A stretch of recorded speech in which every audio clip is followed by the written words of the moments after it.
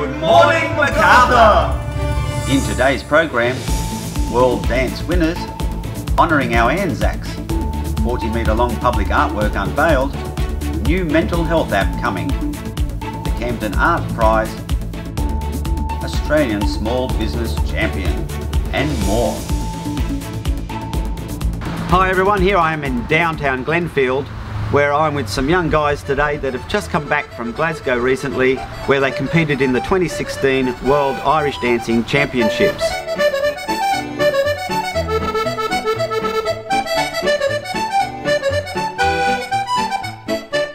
Being over here, we don't get as much of a chance to dance with the rest of the world, so it's really good to have that experience and get to do it.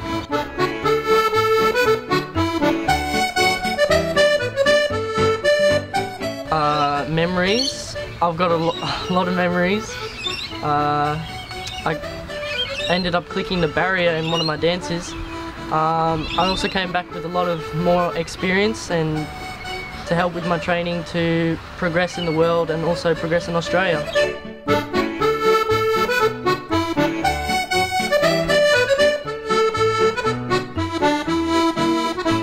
They just have things that the teachers can't teach us. They're sharp and we have to see it for ourselves.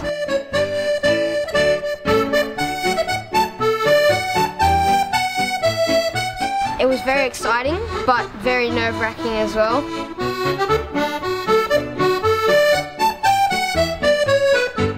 Any fun things happened while you were over there?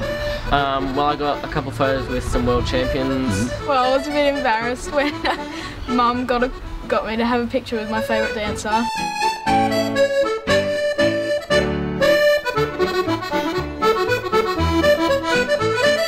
I'm so proud of the boys. They went over there, they represented Australia and our studio so well that I couldn't be prouder. Carol School of Irish Dancing. Here we are at Anzac Day, commemorating the 101st anniversary of that landing at Gallipoli. We are here to celebrate the Anzacs and the sacrifice for us. They shall grow not old as we that are left grow old. Yeah, we always should have a sense of gratitude for the great things that we have here in Australia. Age shall not weary them, nor the years Condemn. Yet again, Campbelltown has really turned it on. The park looks beautiful, our students have been involved. at the going down of the sun and in the morning. The impacts upon families is a real thing for me, seeing what's happened with my father when he came back from Vietnam. We will remember them. There's so much to remember and so much to commemorate. With the 100th anniversary, with the beginning of the Battle of the Somme, just 50 years since the Battle of Long Tan, 65 years since the Battle of Kapyong in Korea, 75 years since the Rats of Tobruk. When you have a look what happened today, it's money well spent anyway, and the council here are absolutely supportive with everything that we do. Yes, they are. They're very good. I joined because of the challenges presented and just the pure interest in the Air Force. I joined because my siblings actually joined before me and they actually said it was pretty fun.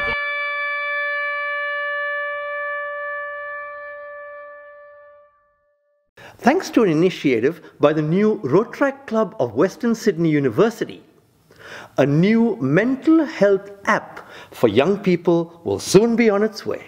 It's kind of just like a buddy in your pocket where you can, you know, with everyone now having smartphones and apps and it's such a big thing now, we want to have something that you can log into this and it can give you reminders of how great things are going to be, and, you know, little events and little happy things like music, readings, friends, and you can also connect with people as well through this, just like Facebook. So you can kind of look into this app whenever you feel down. We feel that around the Western Sydney region there's a lot of I guess students and adolescents who they had the tendency to fall into the mental illnesses such as depression, anxiety and stuff like that. I think due to the environment and the upbringing, and just because they don't really have that supposedly support from their very close family members. Last week, Western Sydney University Rotaract became the newest club to charter with a record 63 members. Rotaract to me is an opportunity, a place where anyone can develop and grow personally and professionally. Thank you all for coming to the Western Sydney University's Charter Night.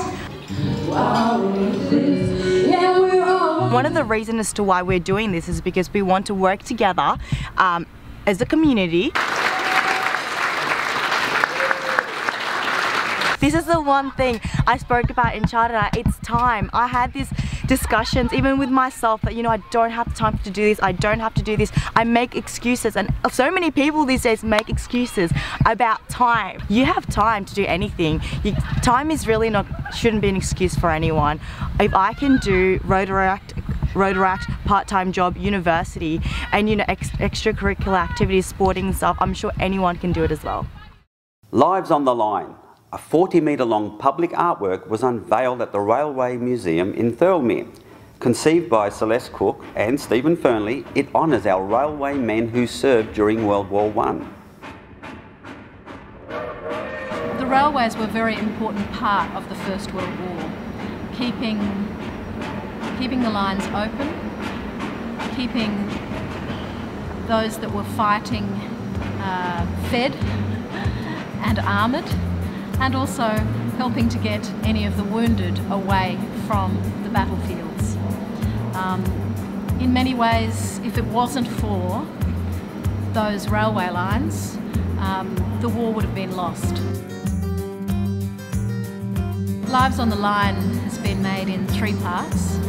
So in this part of the artwork, I've engraved the signatures of just under 270 of the men that fought as a part of the Australian Broad Gauge Operating Company. The colours of the tiles, purple and red, are a reference to the arm patches that were worn by the men. Of the 45,000 men that worked at New South Wales Railways 100 years ago, 8,500 of those fought in the First World War. So that's literally the largest contingent of men from any one organisation in New South Wales.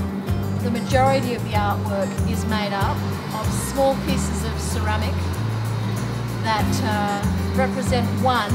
Each object represents one of those 8,500 men. These lights, blue lights shining through punctured steel. Each light represents one of the 1,210 New South Wales railwaymen who died as a result of their service. I wanted to get a feeling that the steel has been punctured by bullets or shrapnel. So it's a very visceral, very strong piece. At the end of the 40-odd metres of the artwork, the blue represents the colour of the guards' lights on trains. So there's a sense of guarding over time. From my point of view, my grandfather fought in First World War. I'm the last generation of people who heard the stories of the First World War from the people that went to the war, or from their, like my grandmother as well, of course, was part of it. So for me it was an important part of wanting to share what I had heard in a medium that I understand, which is clay. Over the last 10 years I've worked on 18 public arts projects in public spaces. Many of them have been public arts projects that involve people in helping to shape an artwork for a public space. I feel that connection between where people have the chance to make art in a public space, to contribute to their own public spaces, is very important.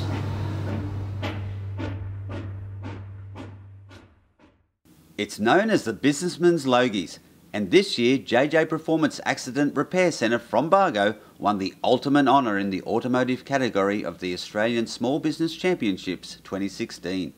Well, it feels really good because it's a really hard industry, and to get a pat on the back like this is a pretty big thing.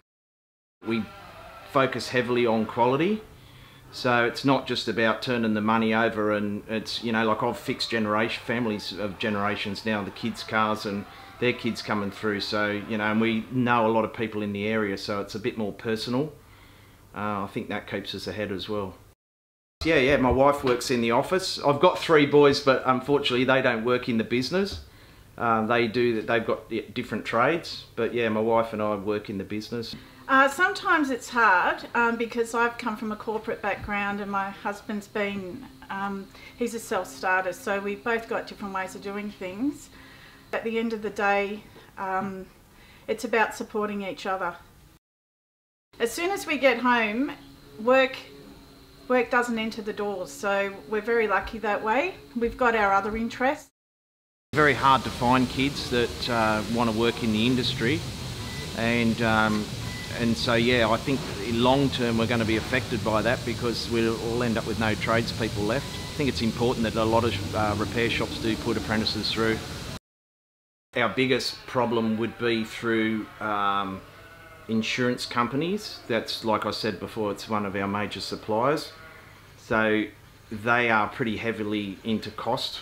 So yeah, to keep ahead of things, we've got to fine tune the way we do business. It's not like you don't just submit a quote and you get that money.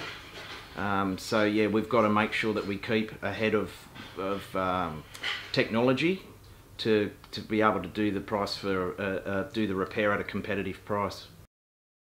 We don't do a lot of advertising to say. We like to put a lot of our money into local community sports. We support a lot of charities like Caring for Wallandilly. Wallandilly Women in Business is another network we support.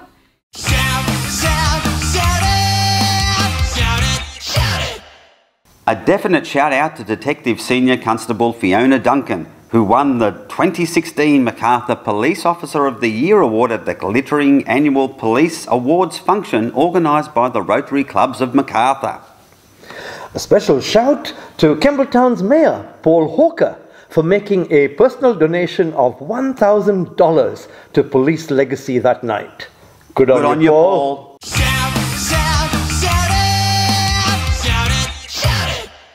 Tonight at the Camden Civic Centre, the prestigious Camden Art Prize was announced. This year we've had a record number of entries, and as you can see, the vast array of works that we have here is just amazing. Very well done to all the artists who've entered this year. We had approximately 384 entries or exhibits here, and we also had sculptures too this year as a separate category, one of our special categories. I've never won at this level before. I'm glad other people think or enjoy the photo.